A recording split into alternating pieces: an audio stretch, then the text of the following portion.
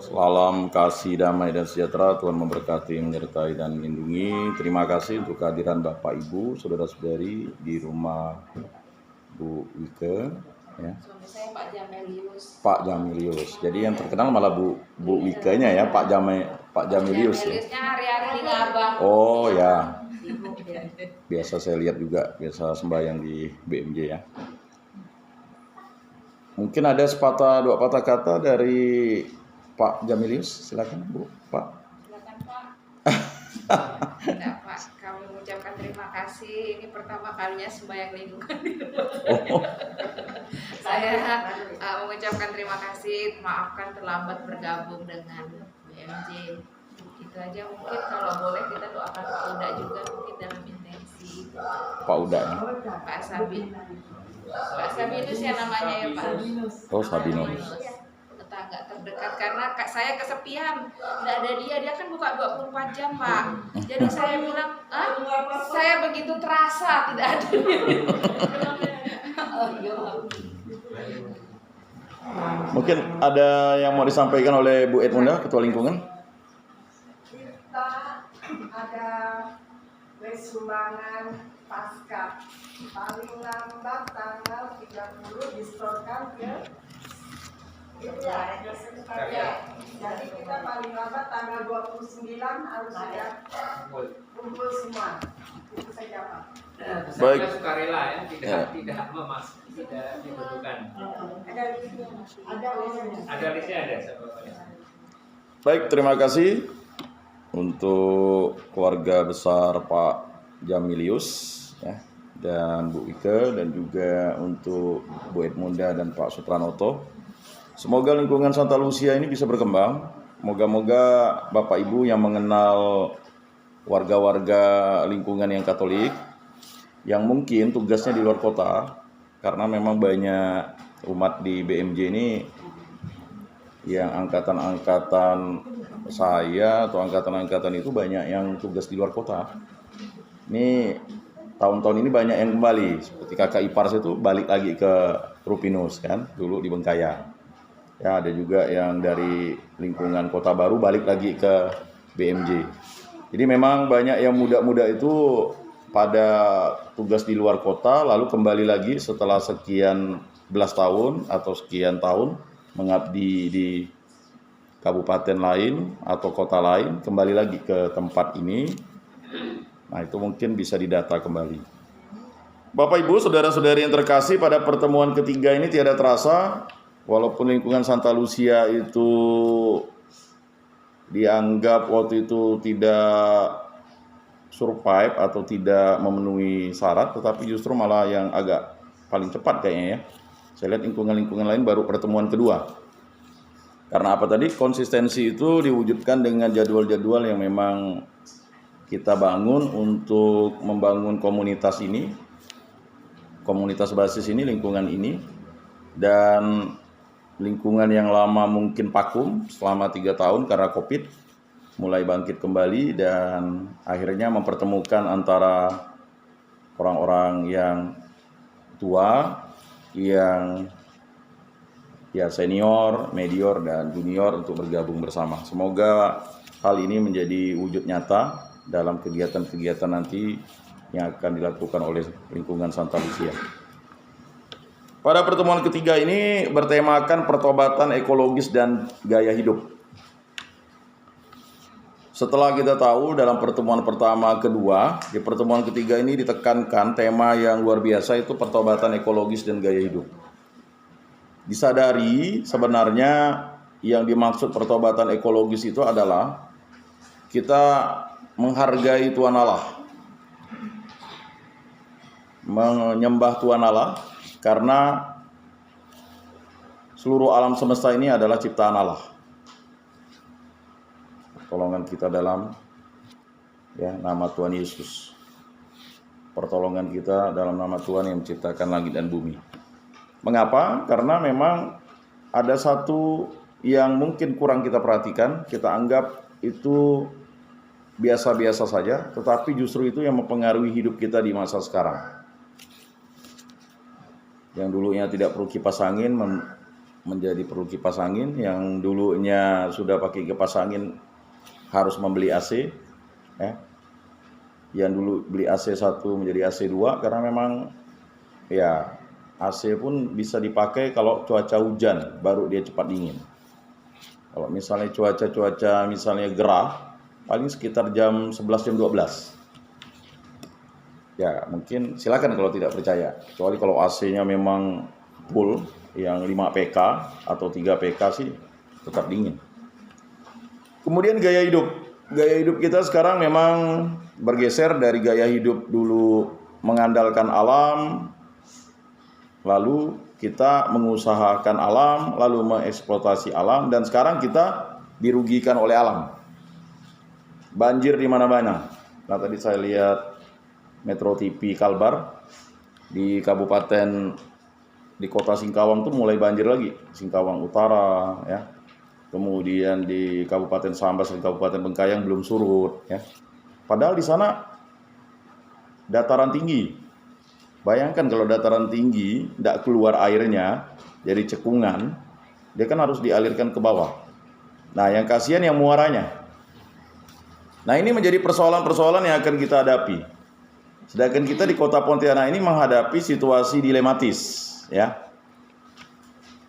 Persoalan sampah, persoalan krisis oksigen mungkin nanti, krisis penghijauan, ya. Kemudian ya, apalagi jalur Jeruju ini nanti akan jadi jalur kontainer, ya. Kalau misalnya jembatan ya Kapuas sudah rampung, kemudian pelabuhan Mempawah difungsikan optimal, akan ada satu jembatan lagi katanya sekitar 5 atau 10 tahun lagi. Ya mau tidak mau ini menjadi jalur yang padat 24 jam. Sekarang juga sudah terasa, ya. Kontainer-kontainer lewat sini ini kalau Bapak, Ibu, saudara-saudari pergi dari mulai Jalan Karet yang dulunya memang katanya angker sepi, sekarang tidak lagi sepi. Jadi tidak lagi menakutkan gitu, ya, karena sudah dilalui oleh banyak kendaraan.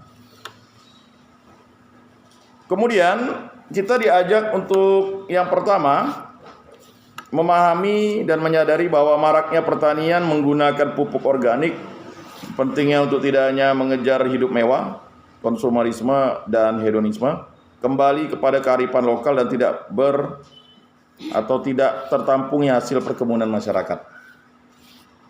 Siapa yang mau makan misalnya kangkung yang kita kan dulu kangkung tuh sebenarnya mudah, ya. Tanaman yang paling mudah tumbuh itu kan kangkung, lempar ke parit saja tumbuh, kan. Genjer yang sebenarnya memang tidak bisa dicerna aja kita makan misalnya. Sekarang genjer susah cari, ya kan. Keladi ya sulit.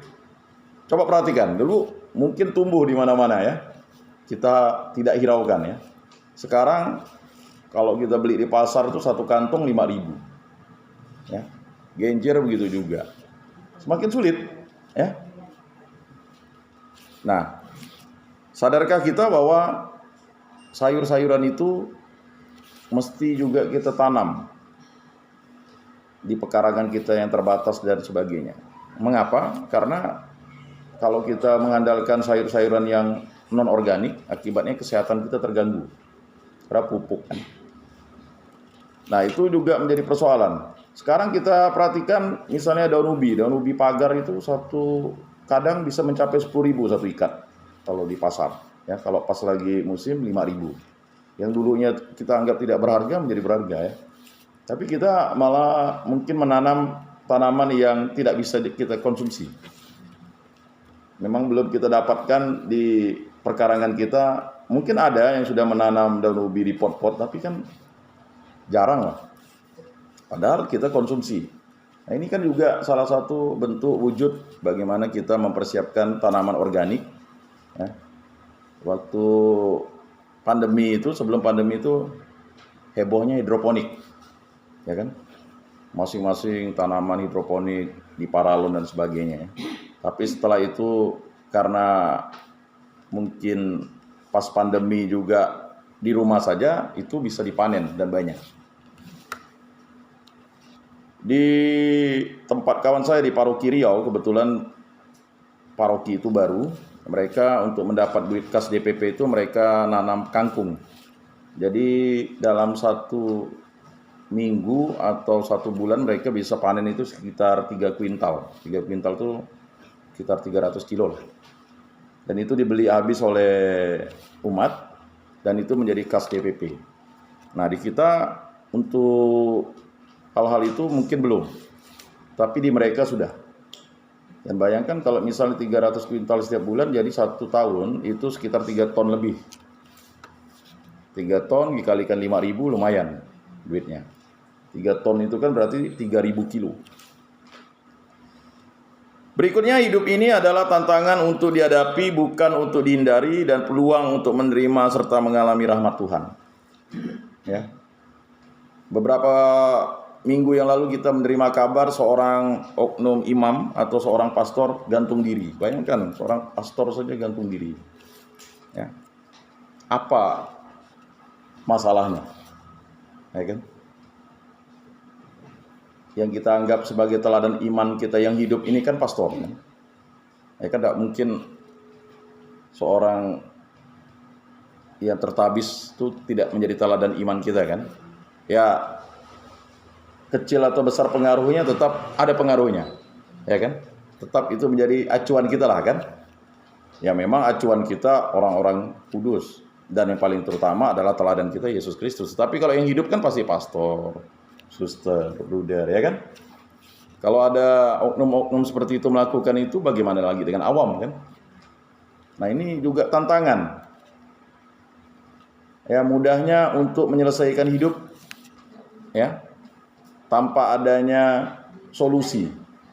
Padahal yang memberi solusi itu, ya kan? Imam itu kan memberi solusi kepada kita. Yang ketiga, bertobat datang kepada Tuhan tanpa syarat dalam situasi apapun adalah kunci untuk mengalami pembaharuan dan sentuhan tangan Tuhan. Nah, nanti kita lihat berapa banyak Luciani yang terima sakramen pertobatan. Ya. Oh, enggak Pak, saya terima sakramen tobat di katedral. Ya kan? Karena di sini malu berhadapan dengan Pastor Pio. Padahal imam itu tugasnya itu dia menjadi ya Allah Bapa. Yang namanya kita bertobat ini, satu-satunya sarana penghapusan dosa itu hanya dalam gereja Katolik. Ya benar dihapus dosanya. Sama seperti bacaan kemarin. Ya.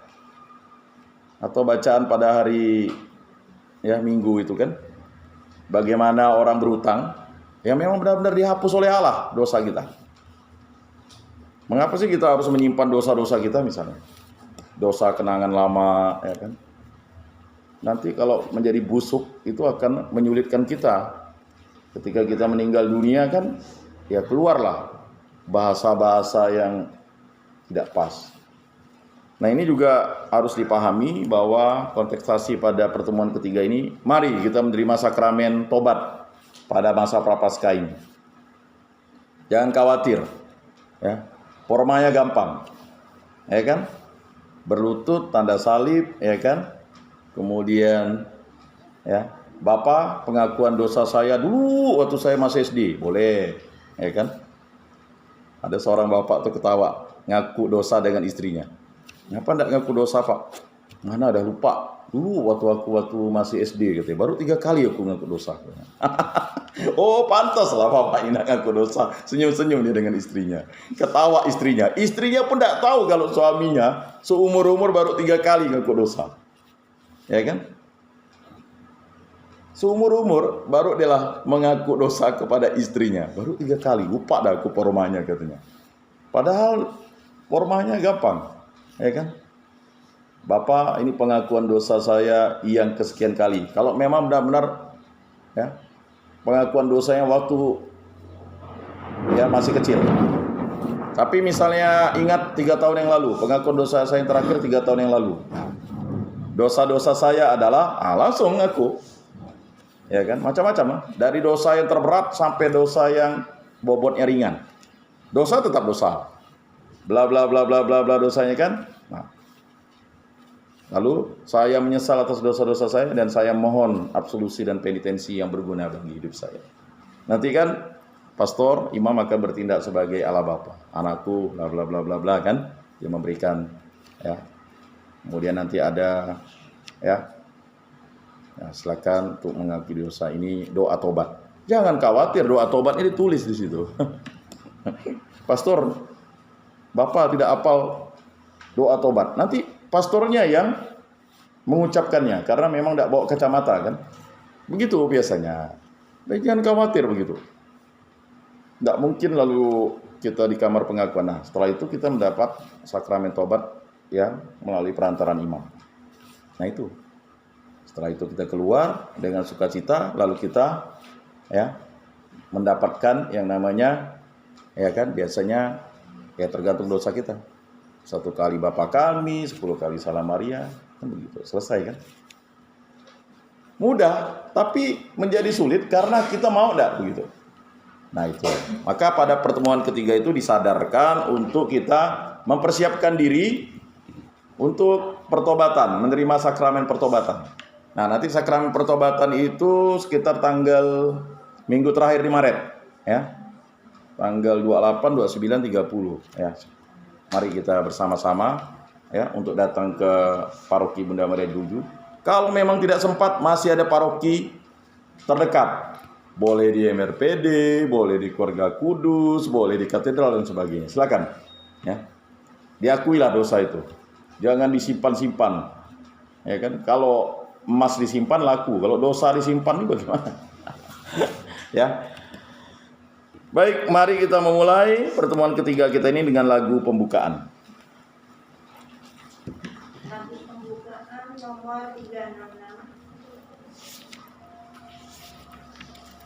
366. Ya Tuhan, kami datang meskipun hati gersang, karena kami bersalah semua. Pada dikau, pada teman, pada kawan serta lawan, karena kami bersalah semua. Padamu kami mohon dan ingin setia janji, ya Tuhan, kami kan baik selalu. Dengan dikau, dengan teman, dengan kawan serta lawan, ya Tuhan, kami kan baik selalu. Dalam nama Bapa dan Putra dan Roh Kudus. Amin. Semoga kasih karunia Tuhan kita Yesus Kristus, cinta kasih Allah dan persekutuan Roh Kudus beserta kita sekarang dan selama-lamanya. Bapak Ibu, saudara-saudari yang terkasih dalam Kristus, kadang ada yang berpendapat bahwa urusan rohani tidak ada hubungannya dengan urusan yang bersifat duniawi. Padahal dalam konteks hidup beriman yang sesungguhnya aspek rohani dan insani saling berhubungan. Hidup rohani yang dalam dan matang harus tergambar dalam sikap hidup yang bersahaja dan mengayomi. Jadi kehidupan sakral dan kehidupan propan itu sebenarnya khusus ditujukan bagi kemuliaan Tuhan. Kehidupan sakral itu hubungan kita dengan Tuhan Allah. Ya. Kehidupan propan itu hubungan kita dengan manusia dan dunia ini, pekerjaan dan sebagainya. Jadi banyak yang berpendapat itu tidak ada hubungannya. Bagi kita orang Katolik, orang Kristiani itu pasti ada hubungannya. Tidak mungkin kita memulai pekerjaan tanpa tanda salib. Ya. Biasakan memulai pekerjaan apapun di dapur, di sumur, di kasur ya dengan tanda salib. Ya. Apalagi di lapangan-lapangan kerja yang berhubungan dengan keselamatan. Kita tidak tahu, kita terpeleset, kita jatuh, tersengat listrik, kecelakaan, apalagi yang berhubungan yang membawa nyawa-nyawa orang. Jadi supir, ya kan? Jadi pilot. Ya. Nah ini penting, bahwa apapun pekerjaan kita, semuanya untuk kemuliaan Tuhan. Maka jangan ragu untuk memulai pekerjaan itu dengan tanda salib. Mau masak, mau menyapu, ya. Kita tidak tahu apa yang akan terjadi dalam hidup kita. Mau tidur siang, mau tidur malam. Karena yang menganugerahkan kita tidur itu Tuhan Allah. Baca kitab Kejadian. Ya kan? Manusia pertama Adam dibuat tidur, lalu tulang rusuknya diambil untuk menciptakan perempuan. Jadi kalau siapa yang menyuruh kita tidur, itu Tuhan Allah. Siapa yang membangunkan kita nanti Tuhan Allah. Oh enggak, suami saya Pak. Iyalah, suaminya dibangunkan oleh Tuhan Allah dan bangunkan kita. Karena kita tidak tahu ketika kita tidak berdoa, tiba-tiba kita tidak lagi bangun-bangun. Banyak seperti itu. Ya kan? Tiba-tiba sudah kaku, dingin kan? Tapi dengan doa kita tahu bahwa kita memuliakan Allah. Mati atau hidup kita adalah milik Kristus. Itu kata Santo Paulus. Maka wajib berdoa. Minimal tanda salib. Minimal tanda salib. Apalah sulitnya? Nah ini penting untuk kita sadari bahwa kemuliaan Tuhan itu adalah sesuatu yang paling utama. Karena kita hidup untuk Kristus. Dan kita menuju Kristus. Nah itu. Tuhan telah menciptakan manusia menurut gambarnya agar manusia hidup dan berperilaku seperti Dia. Ya. Makanya Sabda menjadi manusia, Sabda menjadi daging. Dialah Yesus Kristus. Apakah Yesus Kristus tidak seperti manusia? Dia sama seperti manusia, tetapi dalam hal dosa tidak. Karena Dia Tuhan Allah. Dia menderita lapar, sengsara, menangis, bermain, semuanya sama. Ya. Makanya kalau kita baca sungguh-sungguh, ya, kitab Kejadian itu, Tuhan Allah berjalan-jalan di Taman Firdaus. Berarti Tuhan Allah punya kaki. Ya dong. Karena manusia ya secitra dengan Tuhan Allah. Tetapi manusia yang diciptakan Allah, yaitu Adam itu, ya tidak mau menjadi kaya dan sejahtera. Dia mau menjadi miskin, mengikuti hawa nafsunya. Ya, terbujuk rayuan Hawa. Hawa terbujuk rayuan ular, si iblis si licik. Nah, sama seperti makna perkawinan yang dalam itu kan, manusia itu bisa ya udah bagus kawinnya, kawin gereja dan sebagainya, tetapi ya lalu berselingkuh. Perselingkuhannya akhirnya menghasilkan ya apakah bahagia, ya bisa dinilai masing-masing. Karena memang menilai orang itu sulit, tetapi memahami makna itu ya yang terdalam bahwa cinta itu melahirkan tanggung jawab, kewajiban dan kesetiaan. Tujuannya jelas agar dunia ini menjadi layak untuk didiami. Kalau kita di rumah, mohon maaf misalnya, ya, kalau kita tidak teguran dengan istri, tidak teguran dengan anak, apakah layak dihuni? Kan tidak enak. Saya ingat kawan saya dulu tuh tidak negur mamanya sampai dia jadi polisi. Bisa ya hidup serumah dengan mamanya, dia kasih makan mamanya, walaupun mamanya cerewet minta ampun, salah menurut dia, tetapi menurut perintah Allah hormatilah ibu bapak. Gitu juga kita sebagai orang tua, masa kita tidak mau negur anak kita? Kalau anak kita salah, ya apapun yang terjadi jangan sampai tidak ngomong.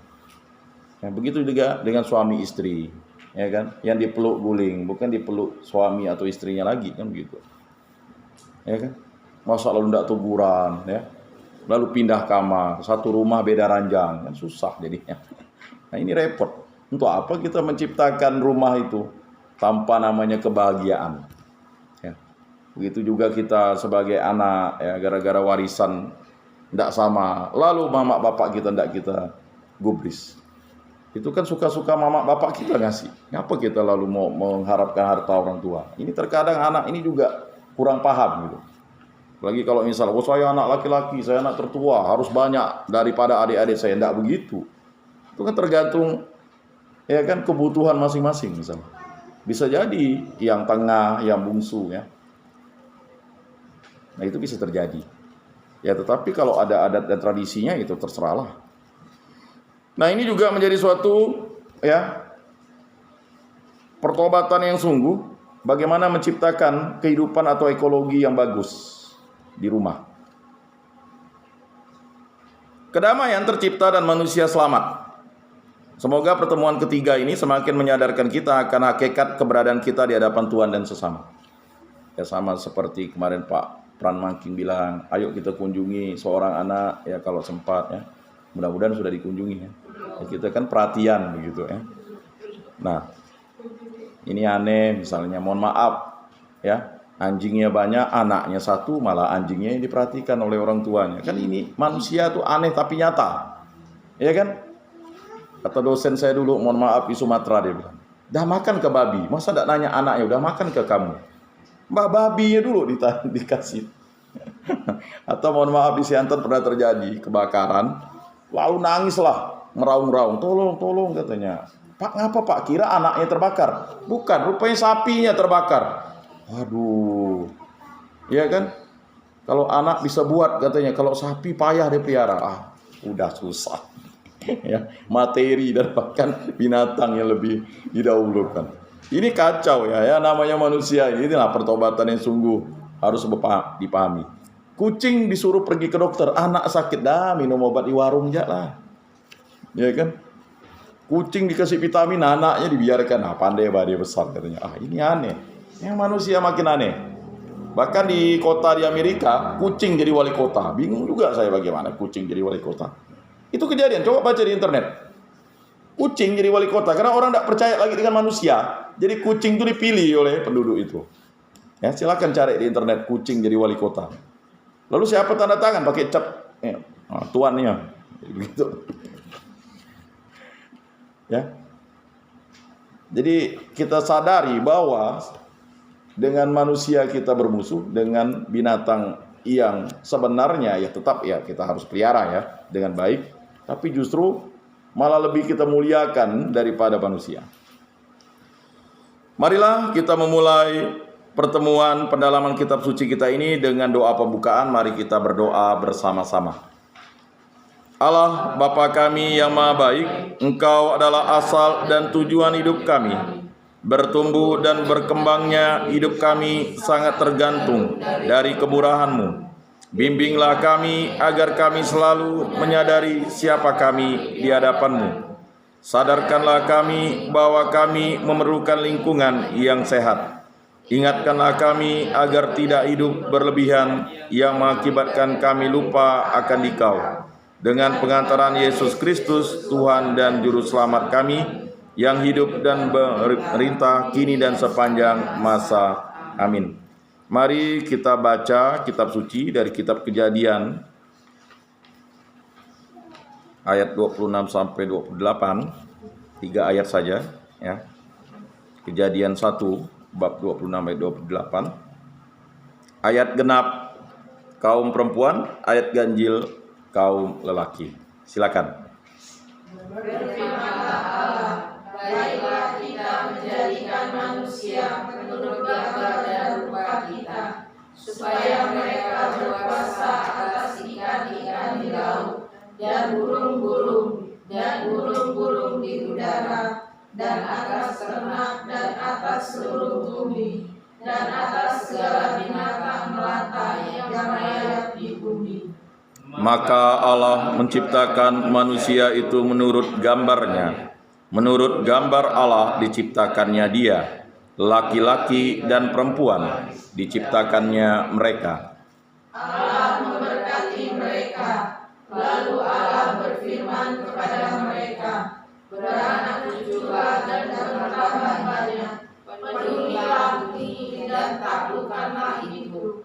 Berkuasalah atas ikan-ikan di laut dan burung-burung di udara, dan atas segala binatang yang merayap di bumi. Demikianlah sabda Tuhan. Syukur kepada Allah. Lagu tanggapan? Lagu tanggapan nomor 214. Bahagia manusia. Indonesia. Bahagia manusia yang tidak tuli hatinya, yang mendengar sabda Bapa, tekun melaksanakannya. Sabda Tuhan penuh daya, yang tersesat dipanggilnya, disembuhkannya yang luka, yang mati dihidupkannya. Bahagia manusia yang menerima